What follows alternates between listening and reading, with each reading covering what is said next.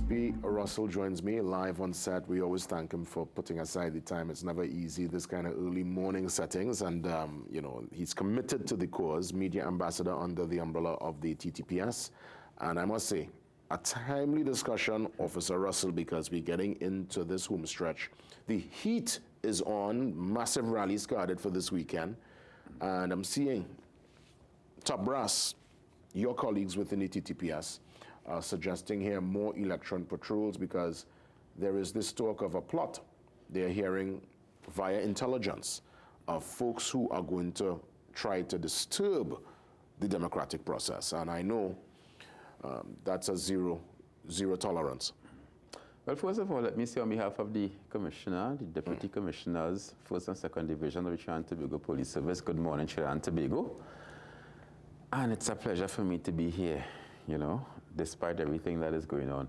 So I heard the question, and let me say that all security apparatus, not only in Trinidad Tobago Police Service, but the Defense Force and other agencies are active at this point in time.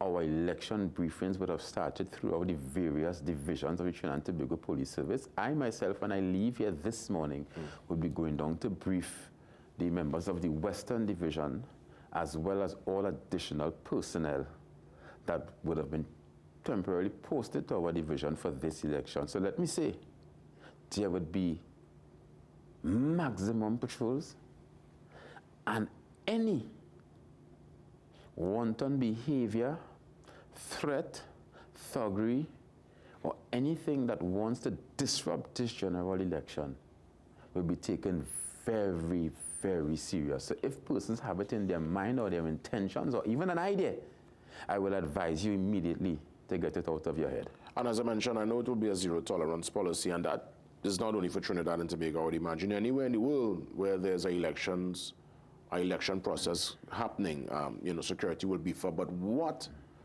in real time, if you could explain to myself and the viewers, what will be considered a disruption? What could be done that will be in violation of the norms of an election? All right, so let me touch on a few things. For instance, you know, persons tend to get emotional, and this weekend is heightened emotion. Heightened emotions. We know we have the various political campaigns and rallies, motorcades. Music, and is a carnival this weekend, you know.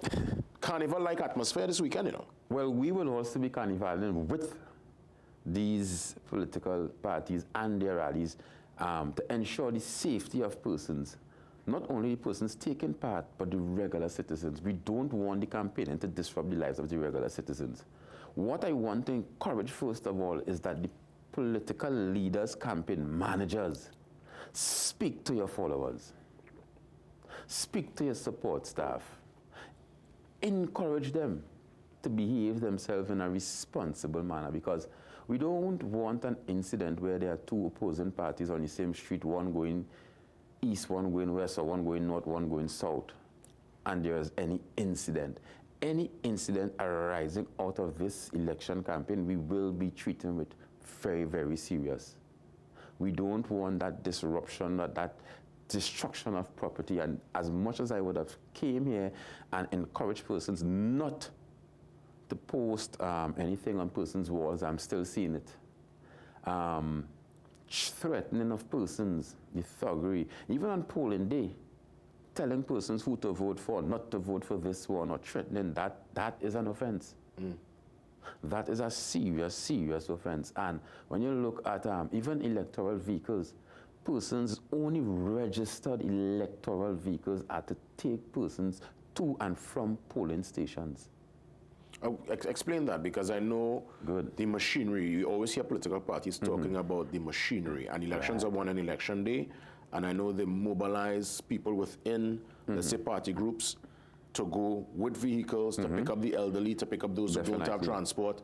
So it's a massive transport campaign that happens on election day. You're saying to me, the people who doing that transporting must be registered? Yes. So I was in the office yesterday at St. James, the divisional headquarters of the Western Division, and persons, the political parties would send forward the IDs and the driver's permit of persons. They would come produce their original driver's permit, their insurance, and we would now give them an official sticker that they were placed on the side of their vehicles, hence making them a registered electoral vehicle. It's an offense for any other vehicle that is not a registered electoral vehicle to be transporting persons back and forth. It is an offense for persons to go and vote with T-shirts and banners that bears the insignias of any of these parties. Yes, simple things like that.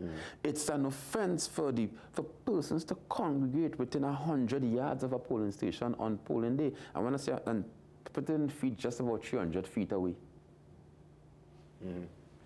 Well, time, because of all the commitments, it's very limited. In the minute that remains before we take the break, what's the most important lesson? What you want to be the lasting note and message going into this, not only bumper weekend, but election day? I'll give you a chance to put that forward one more time. Well, I want the persons to be responsible with their behaviors. Please don't do anything that may warrant you being placed before a court of law. I don't think I could say it any clearer than that, because election day would come and it would go, and you would be facing the court still, in addition to which court is suspended for police officers on Monday. So if you are caught in any nonsense, it will be a long time. A long, long weekend. Definitely. Well, again, I want to thank you, as always, ESP Russell, for the advice and for bringing it in real time. And listen, I mean, obviously, TNT, the dust will settle. The 29th will come, which is Tuesday, and we want to ensure that there is continuity, there is, decency, and you don't want to do anything to compromise yourself or even your party, So these things don't look good at all across the board.